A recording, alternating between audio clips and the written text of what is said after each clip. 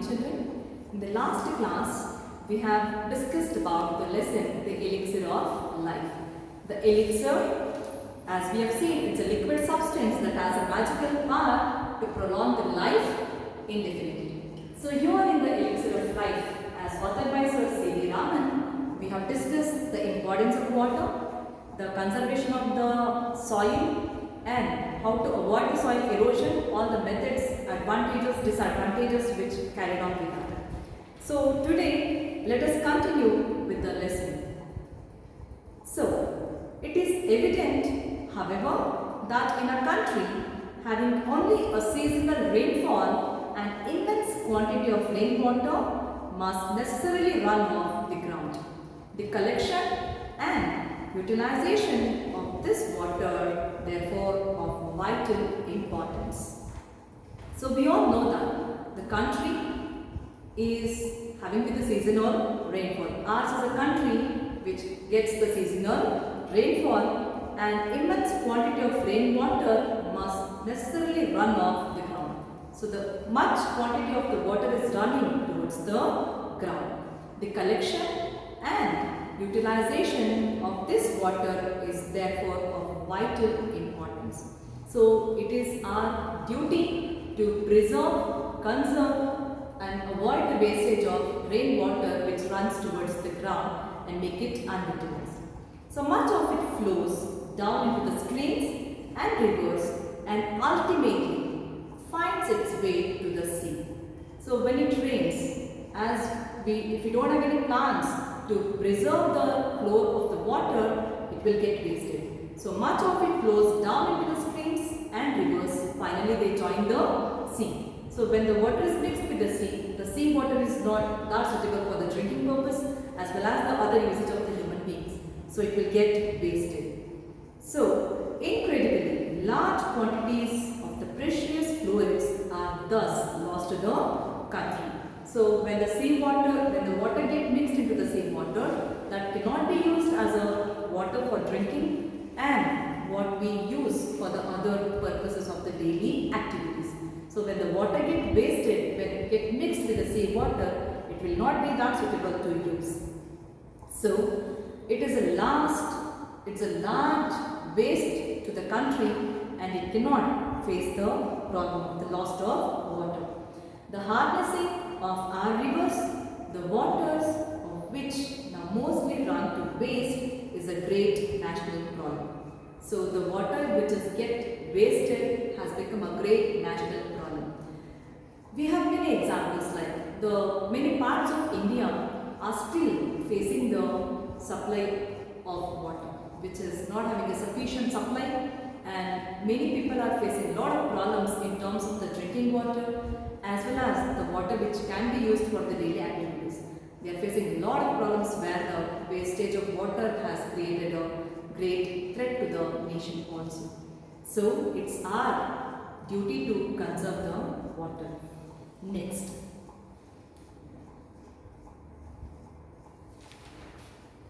Vast areas of land which at present are mere scrub jungle could be turned into a fertile and prosperous country by courageous and well-planned actions.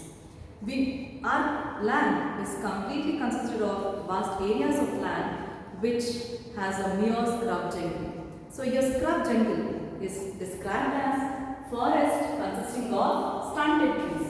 So when it comes to stunted trees, so the trees that are slowed down in their growth. So the stunted trees are the one which hinders the growth due to the insufficient supply of water. So those vast areas can be converted into a fertile land. So the fertile land is very much important for the growth of crops as well as crops are need to the nation for the supply of food.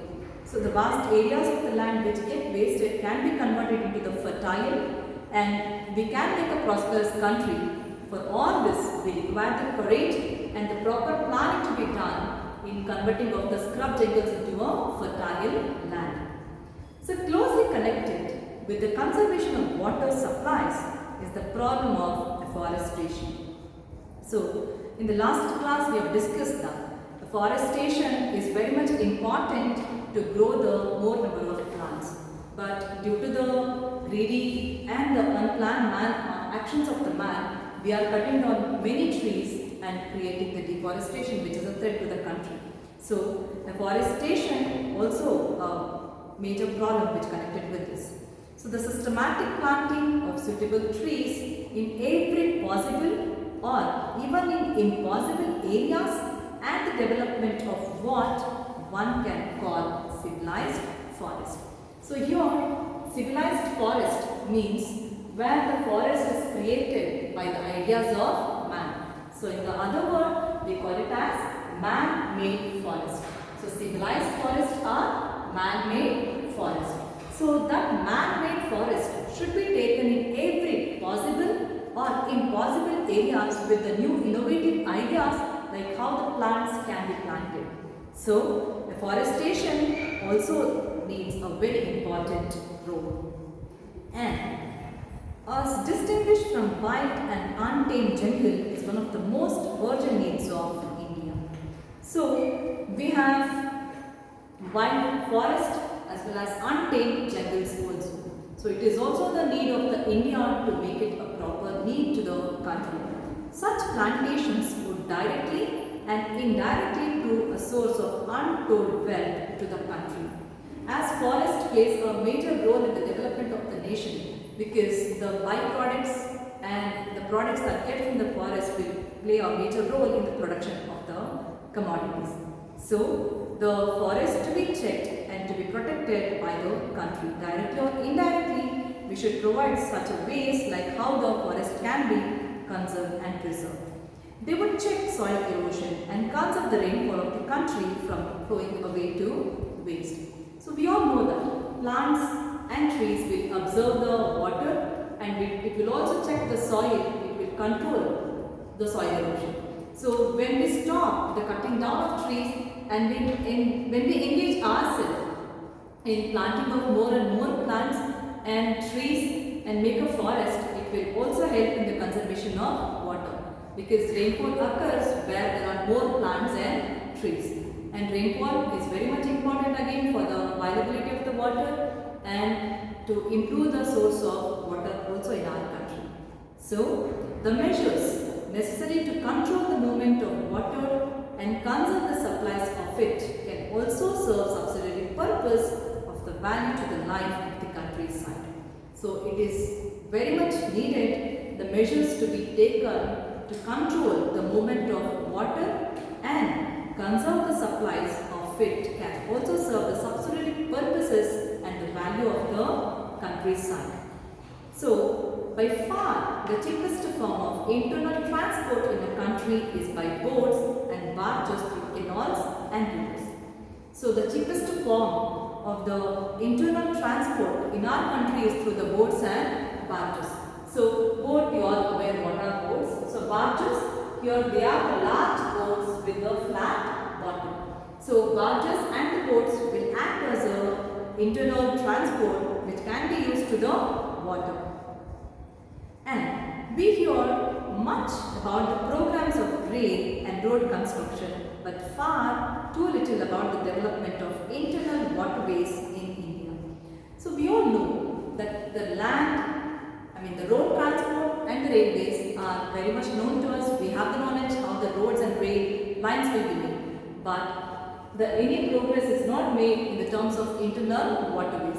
So internal waterways is also very much important to conserve the water again. So the ideas of that to be taken by India. Then again the harvesting of water supply usually also makes possible the development of hydroelectric power. So the supply of hydroelectric electricity is also made only possible through the water flow. So when the hydroelectric power to be created, it is our duty again to conserve the water because the hydroelectric power is generated through the heavy flow of the water that flows from the highest heights of the mountains. So waterfalls to be maintained for the development of hydroelectric power. The availability of electric power would make a tremendous difference to the life of the countryside and enable the rural economy to be improved in various directions. We all know many remote areas of the villages are not being supplied with the proper electricity. And we in the city and in the towns are not aware like how to use the proper ways of the electricity usage. Many times we waste the energy by using the electricity in the times of not required also. So all that will end in the problem where the rural areas will not be provided with the proper electric supply. So the development of hydroelectric power can also help the rural communities, and also the countryside will be benefited by the supply of electricity. And when they are given with the electric power and the hydroelectricity help in the generation of electricity, the rural areas can also be improved economically, and when the rural areas are improved, the nation also can see the development. So all that is made possible only through the proper usage of water. In particular, it would enable underground water to be tapped to a greater extent than at present, and thus help to overcome the difficulties arising from irregularity or inadequacy of other sources of supply. So here, it is also important to enable underground water to be tapped to a greater extent than at present. So it is our duty to conserve the underground water also, not only the rivers, streams and ponds to be protected, even the underground water to be used in such a way that it should not get wasted. It shouldn't be bad. And thus, it also helps to overcome the difficulties arising from irregularity or inadequacy of other sources of supply. So it all checks in the inadequacy and the irregularity of the supplies. In one sense, water is the commonest of all liquid. So whatever we have discussed in this, it is being told that in one sense, water is a common of all liquid. In another sense, it is the most uncommon of liquids with amazing properties which are responsible for its unique power of maintaining animals and plant life.